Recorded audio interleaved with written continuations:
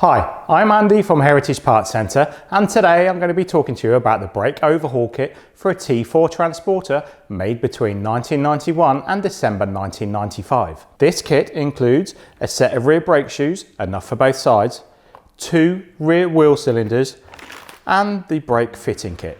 We know how time consuming it can be trying to find the parts you require online, so Heritage Parts Centre have put this kit together. Not only to save you time, but it will also save you up to 15% on buying the parts individually. I would also suggest changing the brake fluid at the same time when doing this job, as this should be done every 2 years. We can supply the DOT4 brake fluid, which comes in the 500 milliliter or 1 litre containers. If it's not time to change your brake fluid, then just clamp off your hoses. I would also recommend cleaning the brake drum and the backing plate with brake cleaner prior to fitting the new kit.